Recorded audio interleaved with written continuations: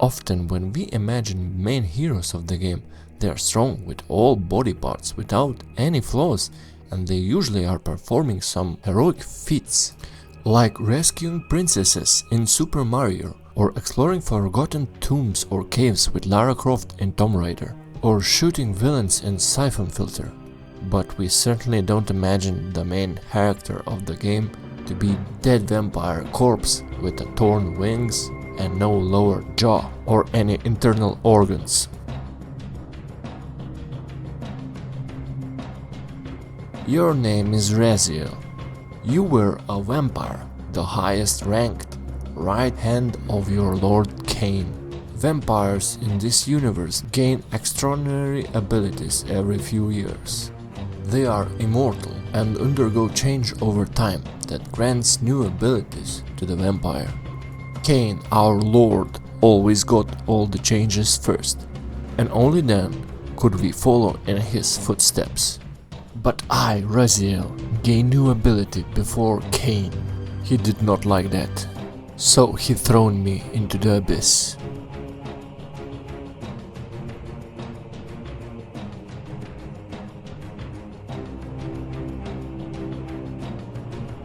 And I had to endure the judgment of traitors. After 1,000 years, you rise from the dead. Although your body was decayed and nothing remains of your human side, somehow you're alive. An endless desire for revenge against your judge, Kain, burns inside your soul. This is how powerful the game begins. You are given a clear goal from the first minutes of the game: revenge. And seeing everything that unfolds before your eyes, you feel the pain of this poor creature and an infinite desire to achieve justice. Use your hatred to reave their souls. I can make it possible.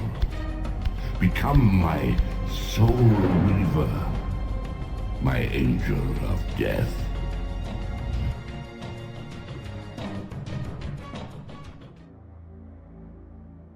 Soul Reaver was my first PC game that I bought with my own money.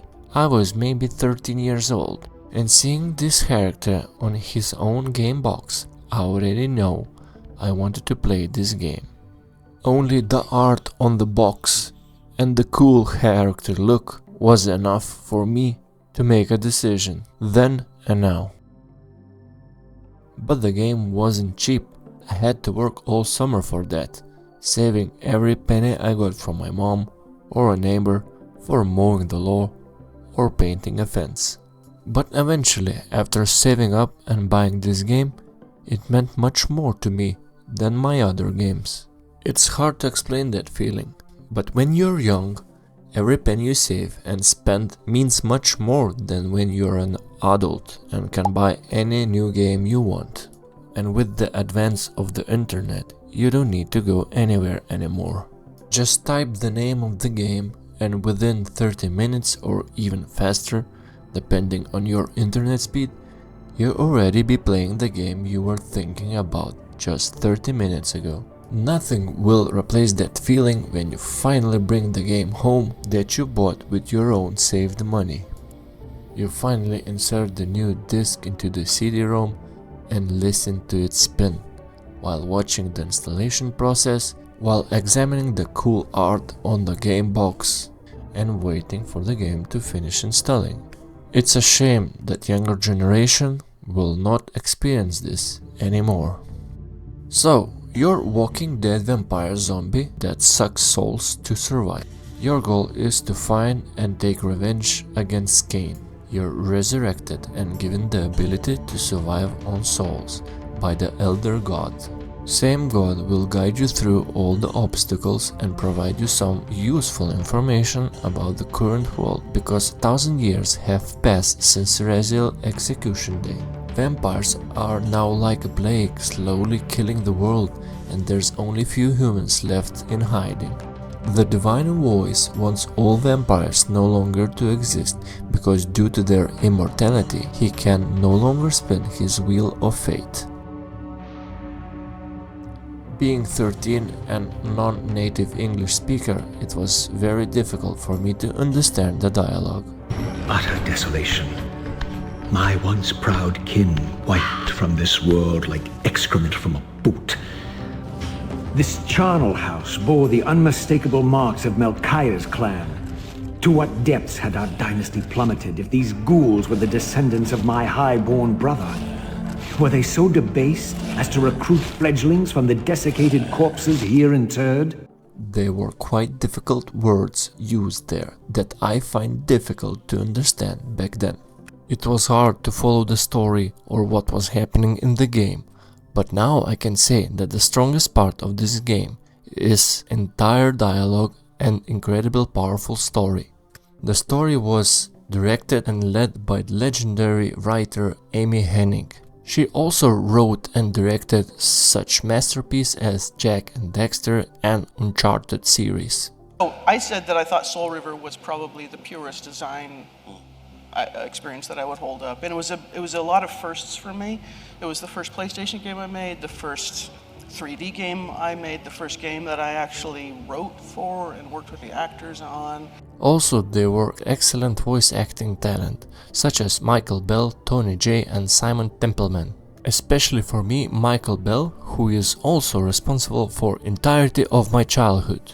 This man and his amazing voice I heard in all of my favorite media, both in games and animated movies. But every time I heard his voice, I immediately thought about this game and its main hero, Raziel. My Raziel will always have his voice. Ah, my wayward child returns. Having unearthed more than you'd like, I suspect.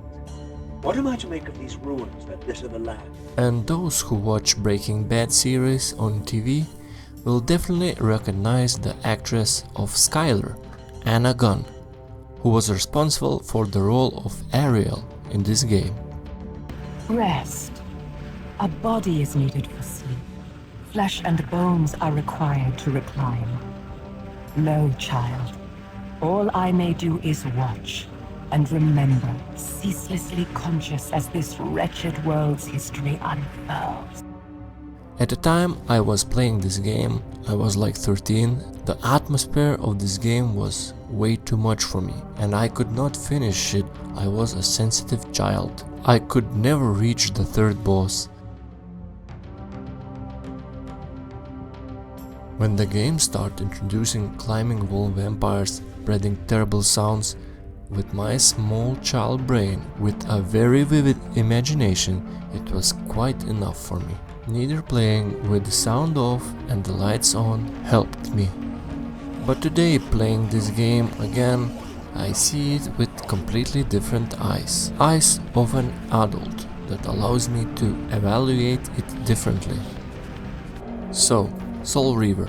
At first glance, it resembles a Metroidvania style game when you gradually uncover new areas with your new powers. Games of this type are known for locking the game process with a certain required mechanism to progress. Then, after defeating the zone boss, you acquire his powers by devouring his soul. All bosses are like big puzzles, except for Kain, whom you only need to hit 3 times to defeat. All other have certain mechanics that needs to be done to defeat the boss. But actually the biggest challenge in this game is you. Because you are already dead, you cannot die anymore. Whenever your health reaches 0, you lose your physical body and you are immediately transferred to the spectral realm. And if you lose all your lives in the spectral realm, then you appear in the beginning of the game, in the Elder God's chamber. But you don't lose any progress. The only thing is that you are being transferred here. Throughout the game, this happened to me only once, and all because I wanted to know what happens when you die in the spectral realm. And when I say that the biggest enemy is yourself, I mean the camera control. Because as we all know, early 3D games were still experimenting with the new third dimension, and there were no standards on how to control the camera from the third person. Since most of the game you spend jumping or solving puzzles, which are quite a lot of, You either eventually fall or miss a difficult jump. Although practically all the game puzzles are made up one or another rotate, push, pull, cube variant, they always manage to come up something new with them. Even so, there are so many of them, they're not became stale or annoying. What I really like about older games, what modern games no longer do. For example, during my journey throughout the world of Nosgoth, you came across a huge fortress that would be impossible for ordinary vampire to overcome because of the flowing water. But we are not ordinary vampires. Upon entering the fortress, we meet with the first human in the entire game, and in this instant there is a hidden secret mechanic. The man seeing you at first is scared, but he doesn't attack. He wonders who you are. He clearly sees that you are different, not like other vampires. And if you manage not to kill him after a few seconds, he will drop his weapon and start worshipping you. And from then on, all the humans you meet will help you fight against other vampires. Of course, this is a small detail that almost goes unnoticed, because until now all the enemies try to kill you, and you instantly attack them without any hesitation. Such a small details to which a lot of work was put in, you won't see in modern games anymore. I'm sure that in modern games you will get like 10 messages saying exactly that you missed something on the way. The world of Soul Reaver is truly vast. I found online the entire game map, which is extremely large. Throughout the journey of Nosgoth, you will eventually run into these portals, which help you to teleport or fast travel between the points in the map. Another aspect that this game boasted when it came out was that it had only single loading screen at the beginning. The entire game is from start to finish without any loading screens. Of course, nowadays it sounds silly.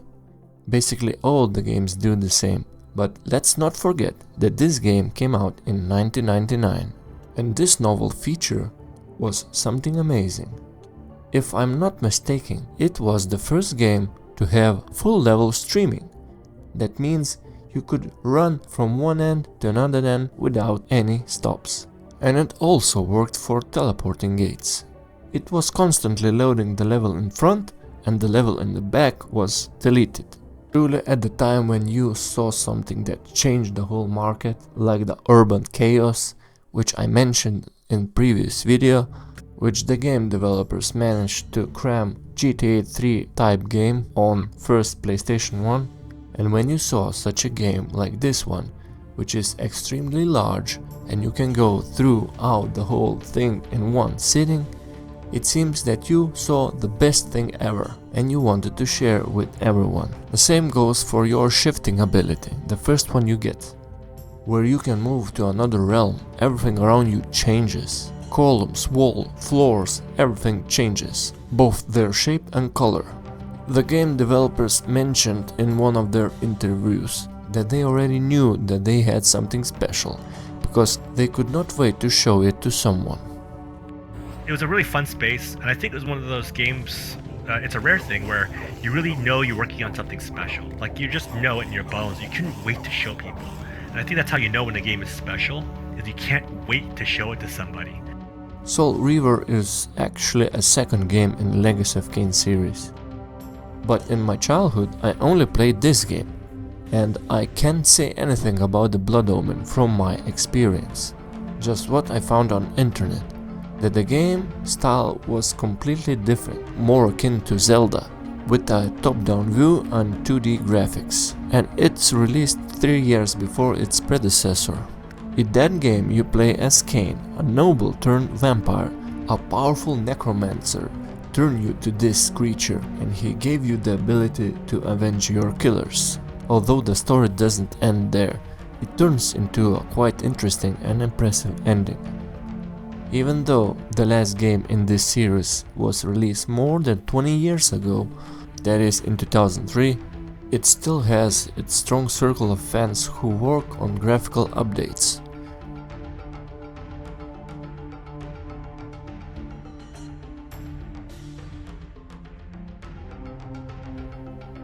It just shows how strongly this series affected people, if even after so many years they cannot forget it and eagerly awaits for any news of their beloved series' resurrection.